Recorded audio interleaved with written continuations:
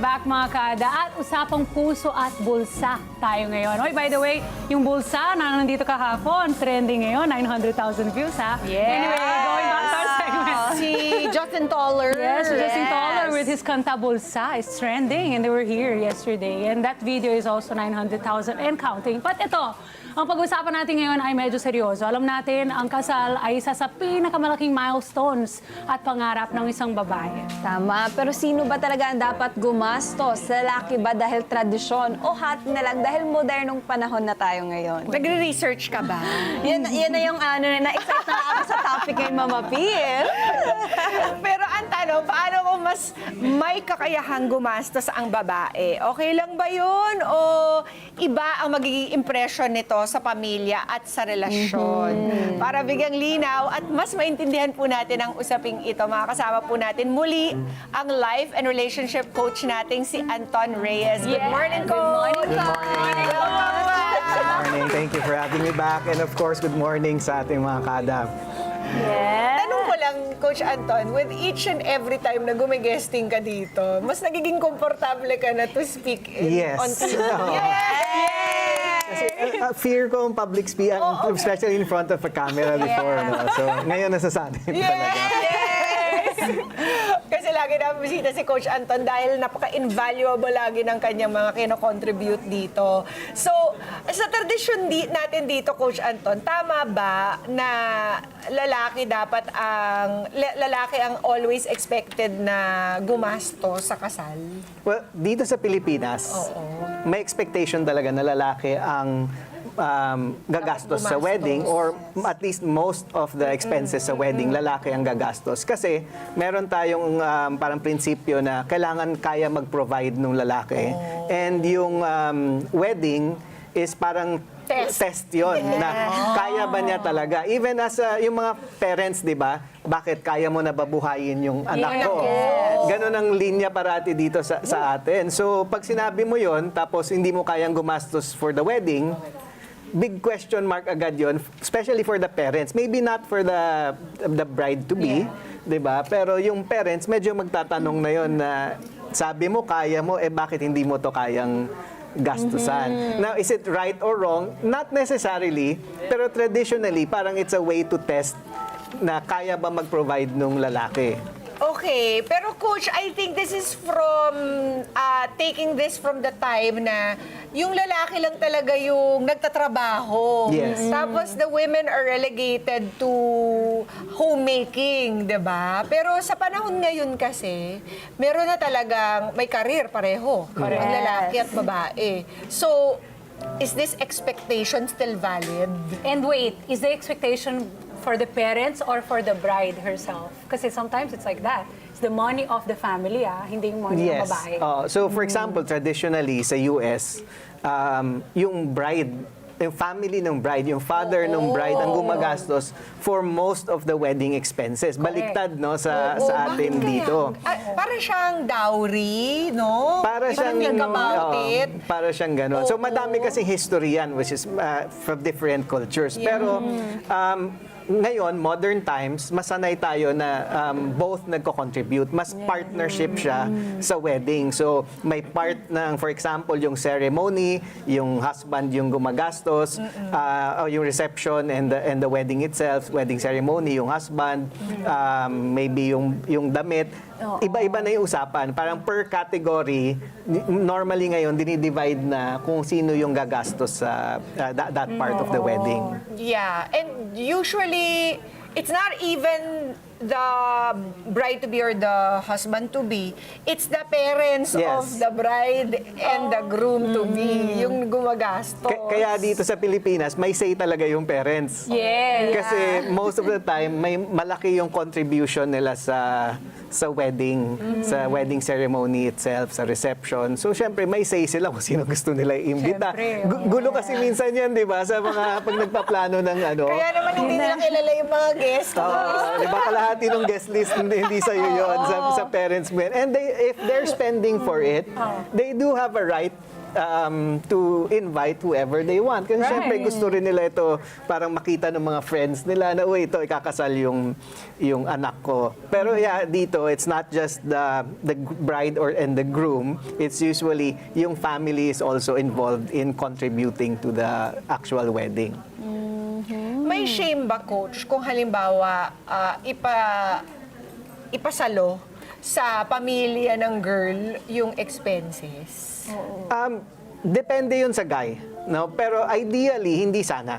Like, maganda talaga na may contribution and maganda yung, I like yung idea of partnership. At the very least, 50-50. Diba? Or kung let's say talagang mas malaki yung income ng wife, which is nangyayari ngayon, diba? Yeah, Na hindi naman sa nagtatamad-tamaran yung husband or yung groom, mas malaki lang talaga yung kinikita ng wife, so mas malaki yung pwede niya i-contribute. That's also okay as long as the groom or the groom-to-be also contributes. Diba? Yun yung ideal he can. doon. Kung ano yung kaya niya. Kasi gusto mo makita na nag-effort din siya. Plus, another thing that's important, let's say ikaw yung mas malaki yung na-contribute. Huwag ka magbilang. Oo. Okay? Big rule yun, ha? Huwag mo ito ipangundangan. Oo, yung di ba pag nag-away kayo someday, isusumbat mo. Ako nga yung pinakamalaking ginastos ng wedding, eh. History lesson bigla. Di ba? Parang naging ano siya, parang may points, mas mataas yung points mo, mas Nagsuscorean lamang na, ka. Di ba? nako. Hindi maganda, nagki-keep score sa kahit anong relationship. So if ever man mas malaki yung ginastos nung bride or even nung groom, you cannot use that as a weapon against your partner. Ano pag kaya nag-away mangyayari, kayo Coach? sa Mawawala future. ba ang pride ng lalaki kapag ganun? Depende kung gaano ka-secure yung lalaki. Yes. 'Di ba? So if he's secure and mas malaki talaga yung kita and may na-contribute naman siya, then that's okay. Pero if completely ibigay mo lang and parang kayo na lang sumalo niyan, medyo, well, at least opinion ko lang to, ha.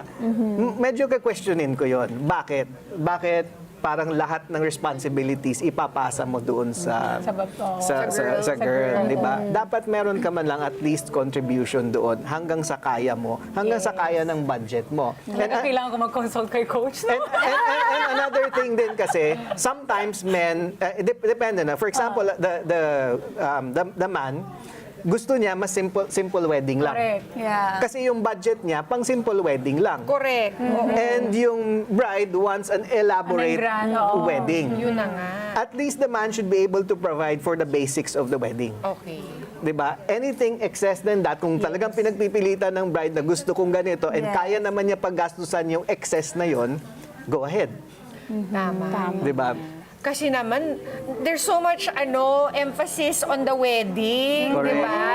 Minsan nagkakanda, utang-utang na para lang maiprovide Yes. yung dream wedding of choice. Eh, samantalang, isang araw lang yun. You have the rest of your life, di ba? Yeah. To consider. So ako, I completely agree with that. And that's something that I also teach when I do coaching. Parati ko sila nire-remind na the wedding is one day. Marriage is for a lifetime. Yes. Most people prepare more for the wedding than the actual marriage. So gumastos ka ng, yung iba, million ginastos sa wedding, hindi mo naman alam anong gagawin after. Like, di ba, yung actual marriage is already falling apart. So sayang yung gastos sa wedding. You have to prepare for both.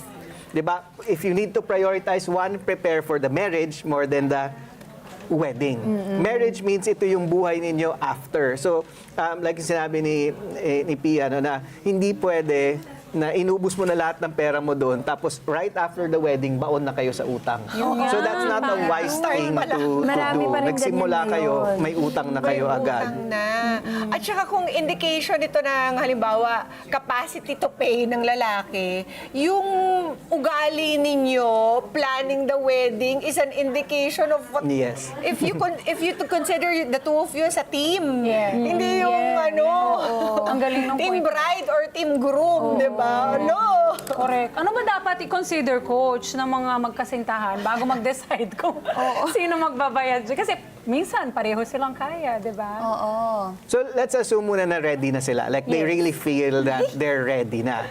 Diba? Pwede So, na si Vio, Luto. Uy, nakangiti lang ako. So let's say emotionally, sa edad nila, sa career nila, and Yes. taking into consideration all those things, ready na talaga sila ikasal. So pag nandun ka na, ayan, okay, ano nang gagawin natin next? Siyempre, mag-uusap kayo, first, what type of wedding do you want? Yes. A simple one, an elaborate one, or yung mga dream vacation Destination wedding ba yung weddings. gusto mo? And ano ba yung kaya nung budget ninyo na hindi kayo maapektuhan long term? Diba? So you have to consider those basics first. Diba? Kasi at the simplest, yung wedding, 5,000 to 10,000 pesos, you can have a wedding. Oh, see? At its most basic, ha? Oh. Di ba? Ngayon, beyond that, ano na talaga yun? Palabok na. Nasa inyo na yun. Sa'yo na, oo. Kung 1,000 guest ang gusto mong dalhin, kaya ba?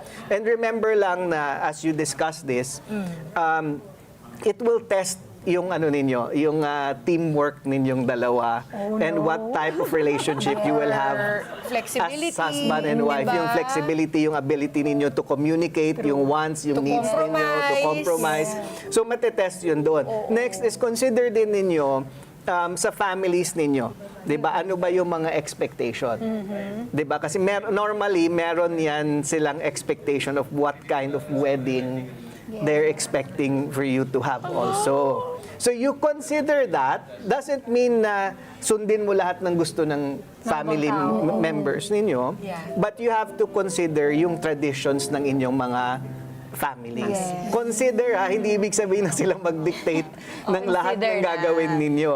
Diba? But you have to consider that before executing na yung plan ninyo for the wedding. But again, budget is always the big thing dyan. And sticking to your budget talaga. Not allowing others to pressure you into doing something different. Even if they're footing the bill. Yes. Kasi meaningful, ang gusto mo sa wedding mo is meaningful. Yes. Yun ang bottom line dito. Correct. Meaningful doesn't mean bongga. Correct. Di ba? Ngayon kung kaya ninyo alam mo yung you have the money to spend means, and go ahead. everything, go ahead. Pero kung hindi, your goal is to have a meaningful wedding. I have attended weddings that iilan lang kami, like less than 50 people. Pero sobrang ganda. Sobrang meaningful. Sobrang ganda ng ceremony. Sobrang saya ng celebration afterwards. Kasi the right people are there. Yes. Diba? So that's yung bottom line doon is meaningful. The right people are there. You can celebrate with them. And it could be simple, it could be elaborate, but it has to be meaningful. And your vows are from the heart. Yes. Alam niyo ba, I got married in the backyard, in the garden of my husband's parents' house. Tapos bumabagyo. Tapos naka-tent lang kami, pero masarap yung pagkain, syempre. Tapos iilan lang kami, less than 50. Coach, parang pamilya lang talaga. Wala pa kaming naimbitang mga friends. And it was so solemn. Mas solemn, mas maliit eh. Alam mo yun? Tapos we made our own vows. And I couldn't even get through mine. I was bawling like crazy. Tapos na-touch kasi ako sa mga pinagsasabi ni Steve na I didn't know he had. Wala pang chat GPT na mga kaibigan. So alam mo galing talaga sa puso. Galing talaga sa puso niya. Diba? Nakakaiyak yung gano'n kung isipin mo pa eh. Kung pinipicture out namin Mama P, medyo nakaka-emotional siya. Ano ba yan? Kaya, Amix, hindi na kailangan mag-ipon. Totoo. Kasi kahit simple lang, basta makuha mo yung blessing ni God, ayos na yan. At talaga naman na-bless kami. Kasi within that year, we got pregnant with my firstborn, di ba? At hanggang ngayon, going strong. Yes! Going for 14 years. Pero, so, eto ha, Coach, yung mga kada natin, at talaga namang nasanay na dito sa share kayo, kaya nagpapadala na sila ng mga sarili nilang mga, nag-share na rin sila ng mga sarili nilang suliranin.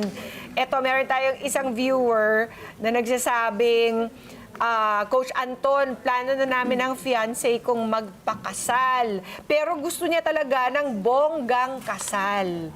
Hindi ko naman masisi dahil unika iha siya at may kaya ang pamilya nila. Ang problema, sapat lang ang budget ko para sa simple at intimate na wedding. Kaya sabi ng GF ko, parents na niya ang mag-shoulder sa kakulangan ng budget sa kasal namin. Naiipit po ako kasi, teka lang, tama ba?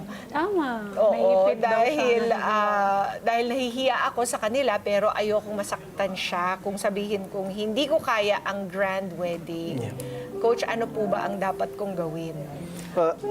Sa situation na ganyan, first, okay lang ba sa wife mo na, sa fiancé, no? Fiancé, correct. Sa Sa fiancé, girlfriend. sa girlfriend mo na sila yung sasalo, 'di ba? Yung parang from her end is that okay din?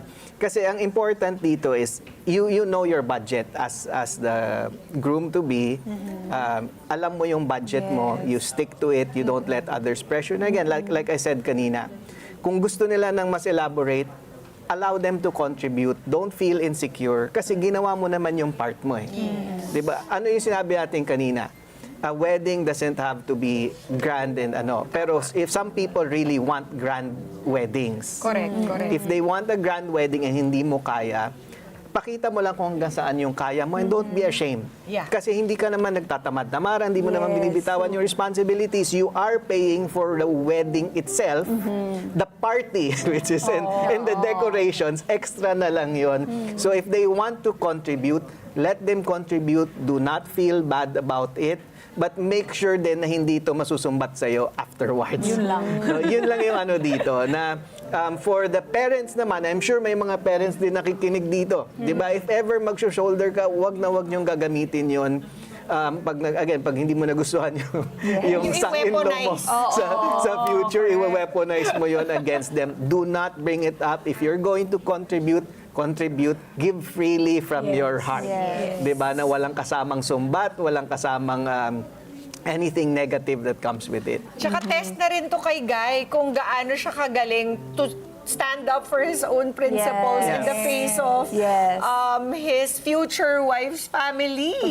Kasi in the end, dapat kayong dalawa lang talaga yung magde-decide ng inyong future. 'Di ba? You can take their, of course, their advice into consideration, pero kayong dalawa talaga yung dapat Tama. in agreement. Yes. Okay, Yes, next. meron pa tayong Next problem. viewer. Ito naman. Sabi niya, hello Coach Anton and Girl Kada. 2 years na kami engaged ng boyfriend ko at excited na akong ikasal. Pero habang nagpapaplano po kami, halos lahat ng gastos ako ang sumasalo. Venue, photographer, pati wedding rings. Lagi nang sinasabi ako na raw muna ang bahala kasi hindi pa siya stable sa work niya. Ngayon, habang palapit na po ang kasal, napapagod na ako. Hindi lang sa pera kasi parang wala rin siyang effort. Ayun. Maliban na ako, halos lahat ang gumastos, Coach. Sabi. Well, sa situation nila, specifically ito sa situation nila, that's not a good sign. Kasi effort-wise, yung effort kasi important talaga yun. Di ba? Kung More sa than ano the pa, pera, it's maliit na nga yung inambag mo, wala ka pang effort. Yun nga. Medyo, it might mean na hindi pa siya ready. Actually, I would want them to really consider na, is this really the right time? Yes. Kasi ang question dito, sino ba yung, is it a mutual decision na gusto na ninyo magpakasal ngayon? Or maybe naman na may nangyayari kasi sa iba yun, yung girlfriend, siya yung gustong-gusto na magpakasal, Correct. yung guy, Napilitan. hindi pa, napipilitan siya. So maybe nag-yes. So kailangan yung mag-usap. True. Kailangan yung mag-usap kasi hindi tama na ikaw yung sumasalo. Yes. And mas lalong hindi maganda yung mga promises na ganon. Yes. Yung mga, ikaw muna kasi ayusin ko muna ito. May mga, kulang pa yung budget ko ngayon. Tapos parang may progress ka ba na nakikita doon sa mga promises niya or wala? Kung wala, they put it on hold. Yeah. Kasi hindi mo kailangan minamadali yung wedding o yung marriage, 'di ba? So you put it on hold and make a decision. Okay, kung hindi ka pa ready, kailan? How long? Lagyan ng time. Maganda kasi na may time talaga Timeline. para makita mo kung gumagalaw More or less. talaga Totoo. yung guy, 'di ba? Sinasabi Kung may niya hindi pa ako progress. ready, Yes. kulang pa yung ganito. Okay, sige. Kung hindi pa tayo ready ngayon, kailangan nyo i-admit. Minsan nakakatakot ito kasi maybe na-announce nyo na sa iba. Yeah. Oo. But do not let your pride stop you from doing the right thing. Correct. Diba? If the right thing to do right now is mukhang na-realize nyo, alam mo, hindi pa pala kami Let's wait a while. ready. Yes. No, mukhang from this, kasi kesa sa ipilit mo yan, kasi nahihiya ka i-announce ulit sa mundo na hindi pala, nagkamali pala Baka kami. yun pa yung susumbat sa kanya. Ikaw kasi, pinilit mo. Oo. Magpakasal tayo ngayon mahirap agad. na. Kasi- That's what the engagement period is for, di ba, Coach? Yung planning stage. for those matters. Yeah. Tapos para malaman mo rin what are the girlfriend and boyfriend made of when it comes to ito na, expenses. Yes. Practice yun eh. Kasi pag nag-marriage na kayo, meron talagang ganyan. Mga expenses na kailangan sagutin, sino sasagot. Oo. And hindi naman biglaan yan eh. Kung pinagplanuhan ninyo, di ba? Hindi, supposedly, yan yung mga bagay na pinag-usapan ninyo months or even years, better years before, di ba? So you can actually plan for it. If tipong nag-decide lang kayo last month, magpapakasal na kayo ngayon, magkakagulo talaga kayo kung kulang kayo sa budget. But early on sa relationship, maganda na pinag-uusapan na yung mga about, like if you notice na serious kayo, like you're really there long-term sa boyfriend-girlfriend relationship ninyo, pag-usapan na ninyo yun, ano bang gusto natin someday dito. No? And then pag-usapan ninyo yung expenses, pag-usapan, para nasa-set na ninyo, malayo pa lang, may expectations ninyo okay na. So, mas less yung chances na magkagulo kayo. Responsibilities ninyo, malinaw. Sino responsible dito? Kanino yung part na ito ng wedding? Ano yung dapat kong paghandaan? And then, may timeline kayo. Ngayon, kung hindi na meet yung timeline, edi you have to revisit yung plan ninyo and reconsider, ready ba ka talaga kayo o hindi? Ready ka na, V. Hindi pa po. Hindi pa. Wag po muna. Ito ready, si Rachel. Ready to ask si Coach Anton. Meron po tayong kada squad on the audience with a question. Go ahead, Rachel. Good morning. Good morning po. Good morning to the beautiful host and coach. Good Good morning. morning. Yeah. Kapag po kasi wedding, well-known na ang wedding may argument. Ganun po. Laging may argument. So, I just would like to ask po if sa argument, sa wedding, before mag-start, ano po kaya ang magandang advice financially so that both parties, bride and groom, can avoid argument po? Yeah, so yung clarity ng expectations ninyo, one, kailangan ikaw, personally, malinaw sa'yo ano yung gusto mo. Malinaw din dapat sa isa ano yung gusto niya. And then you come to an agreement of what is best for both of you. Yeah. Diba? From there, maganda yan kung meron kayong list of negotiables and non-negotiables parate. No, kasi Ay, maganda yan. the moment mag-decide kayo, kayong dalawa, the couple decides ito yung gusto namin, madami pa makikialam dyan. Diba? And normally, yung gulo nila, malinaw na ngayon sa kanila. Pero, Kung hindi ka ready doon sa outside influence, outside noise, ang daming makikialam talaga sa wedding. Okay? Totoo. Experience na ng karamihan sa mga kinasal na madaming makikialam, madaming may input. So, kailangan meron kayong list of negotiables and non-negotiables. Negotiable meaning, ito pwede natin baliin, we can be flexible here, pwede natin i-consider yung advice ng ibang tao, pero dito, walang gagalaw nito. Ito yung agreement natin. For example, budget, ito na yon. This is it. Or the type of wedding that we want, this is it. No, and to avoid yung conflicts na yan, practice good communication. Meaning, pag nag-usap kayo, it's you and me versus the problem. No, ito yung situation, magkakampi tayo dito Let's talk about this. No, instead na ang nangyayari minsan, ito yung gusto ko, tapos yun yung gusto niya, and it becomes a you versus me. Yes. So yun ang iniiwasan in any type of communication and conflict, especially sa planning for weddings. And then if you have the budget, go get a wedding planner. Kung meron. Hindi lahat ng tao kaya kumuha ng wedding planner, pero ask for help. Huwag niyong solohin yung, kasi daming, depende sa kung gaano ka-elaborate Maraming yung wedding. considerations na baka hindi nila maisip. Yeah. And a lot of stress comes kasi pag ikaw yung nagtatry gumagawa ng lahat ng bagay True. doon sa wedding. Yes. No? So, malinaw dapat, kung may wedding planner, better. Bayaran nyo sila kung kaya, let them do everything, relax lang kayo. Tama. 'Di ba? Pag wala, ito yung advice lang, pag walang wedding planner, Marami naman sa internet.